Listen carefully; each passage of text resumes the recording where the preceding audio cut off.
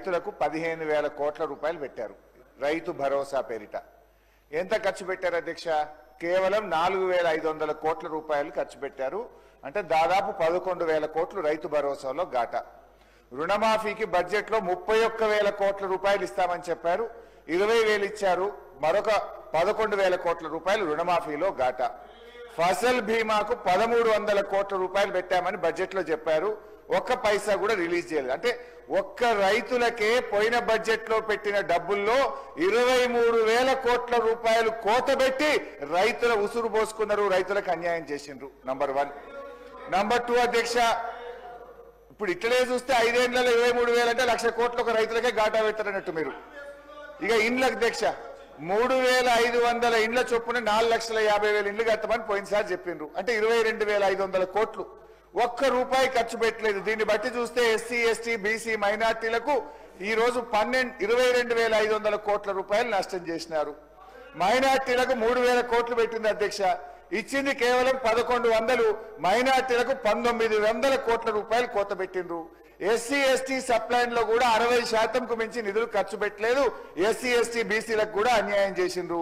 So ఇట్లా మేము చెప్పుకుంటూ పోతే చాలా ఉన్నాయి. ఇకపోతే అధ్యక్ష, రుణమాఫీ విషయంలో గౌరవ ముఖ్యమంత్రి గారు మాట్లాడినరు, వీళ్ళు మాట్లాడినరు. మేము 20,000 కోట్ల రూపాయలు రుణమాఫీ చేశామని చెప్పారు అధ్యక్ష. సరే అధ్యక్ష, ఒక నిమిషానికి నిజమే అనుకుందాం.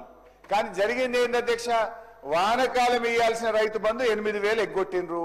యాసంగిలో 8,000 ఇయ్యాల్సి ఉంటే ఇప్పటికి 3,500 ఇచ్చిండ్రు. ఇక్కడ ఒక 4,500 ఎగ్గొట్టిండ్రు. అంటే 8,4 12,000 కోట్ల రూపాయలు ఇవాళ రైతు భరోసా డబ్బులు ఎగ్గొట్టిండ్రు.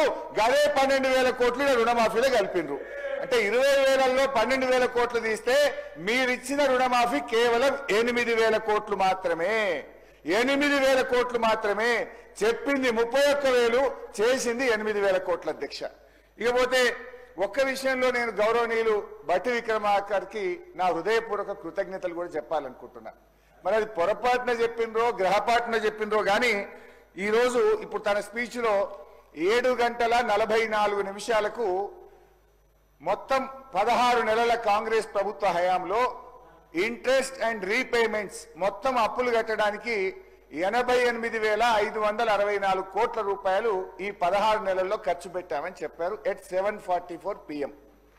గౌరవ ముఖ్యమంత్రి గారు ఈరోజు 3 గంటల 58 నిమిషాలకు ఇదే అసెంబ్లీలో ఏం చెప్పిండంటే, మేము 1,53,359 కోట్లు అప్పులు మిత్తుల కింద చెల్లించామని ముఖ్యమంత్రి గారు చెప్పింది. అంటే 4 గంటల్లోనే ఎంత మారిపోయిందో చూడండి అధ్యక్ష. అయితే ఇక్కడ బట్టి గారు చెప్పింది నిజం, ఎందుకంటే వారు ఫైనాన్స్ మినిస్టర్ గా చెప్పిండ్రు. ముఖ్యమంత్రి గారు కొంచెం ఏదైనా బురిడి కొట్టించి మేము 1,58,000 కోట్ల అప్పు తెచ్చినాం, ఇలా 1,53,000 అప్పులకే కట్టినామని కార్పొరేషన్లో లేని అప్పులు. ఇలా అప్పు అంటే అధ్యక్ష రాష్ట్ర ప్రభుత్వ ఖజానా నుంచి కన్సాలిడేటెడ్ ఫండ్ నుంచి ఏదైతే మనం కడతామో అది మాత్రమే రాష్ట్ర ప్రభుత్వ అప్పు. ఇవాళ నేను చెప్తున్నది కాదు అధ్యక్ష, ఇది కాగ్ రిపోర్ట్. ఇది ఇవాళ మీరు అసెంబ్లీలో పెట్టిన కాగ్ రిపోర్ట్ పేజ్ నంబర్ 12లో కాగ్ రిపోర్ట్ లో చాలా స్పష్టంగా ఏం చెప్పిందంటే, ప్రభుత్వం తీసుకున్న FRBM అప్పులు ప్రభుత్వం గ్యారంటీ ఇచ్చి ప్రభుత్వమే చెల్లించే అప్పులను కూడా ఇందులో కలిపి చెప్పారు. FRBM లో sir let me complete sir, మీరే చెప్పండి. I will finish in 2 minutes. Sir thank you బట్టి గారు. మొత్తానికైతే ముఖ్యమంత్రి గారు చెప్పింది తప్పు. 88,564 కోట్లు మాత్రమే రాష్ట్ర ప్రభుత్వ ఖజానా. Sir let me finish in 2 minutes అని స్పష్టంగా చెప్పింది అధ్యక్ష. అయితే మా గౌరవనీయులు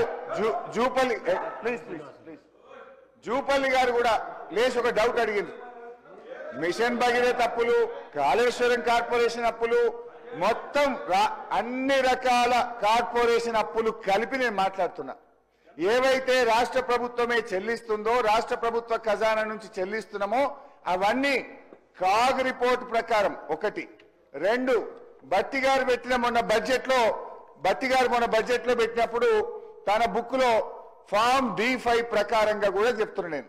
సో కాగ్ రిపోర్ట్ ప్రకారంగా బీఆర్ఎస్ ప్రభుత్వ హయాంలో జరిగిన అప్పు వారు కాగులో ఏం చెప్పారు, మొత్తం 5,17,000 కోట్లని కాగ్ రిపోర్ట్ చెప్పింది.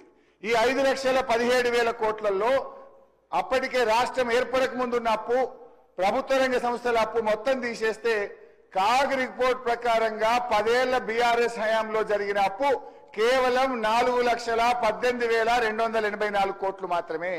ఈ 4,18,284 కోట్లలో ఎఫ్ఆర్బిఎం అప్పు ఉంది, కాళేశ్వరం ఉంది, మిషన్ భగీరథ ఉంది, అన్ని కలిపి 4,18,284 కోట్లు. పోని మొన్న బట్టి గారు ఫామ్ D5 పెట్టినారు. దాంట్లో రిస్క్ వెయిటెడ్ మేనేజ్మెంట్ అని కార్పొరేషనే చెల్లించుకునే అప్పుల్లో కూడా మనకు రిస్క్ ఉంటుంది 5% అంటే అదొక 5,000 కోట్లు కలిసింది. సో బట్టి గారు పెట్టిన బడ్జెట్ ప్రకారంగా చూస్తే కూడా బీఆర్ఎస్ హయాంలో 10 ఏళ్ల హయాంలో జరిగిన అప్పు 4,22,674 కోట్లు. అంటే ఏ రకంగా చూసినా మాది సంవత్సరానికి అప్పు 41,000 నుంచి 42,000 కోట్లు. కానీ ముఖ్యమంత్రి గారే సభలో చెప్పారు, మేము 1,58,000 కోట్ల అప్పు చేసినామని స్వయంగా ముఖ్యమంత్రి గారే చెప్పారు. మొత్తానికైతే ఒకటైతే మేలు జరిగింది, ఇవాళ రాష్ట్ర ప్రజలకు ఈ శాసనసభకు కూడా ఒక క్లారిటీ వచ్చింది. ఏంటంటే బీఆర్ఎస్ హయాంలో అప్పు ఇది కాగ్ రిపోర్ట్ ప్రకారమైన, బట్టి గారు పెట్టిన బడ్జెట్ ప్రకారమైన 41,42,000 కోట్లు మాత్రమే. సంవత్సరానికి బీఆర్ఎస్ చేసిన అప్పు 41,000 కోట్లు అయితే కాంగ్రెస్ పార్టీ చేసిన అప్పు 1,58,000 కోట్లు. Thank you very much.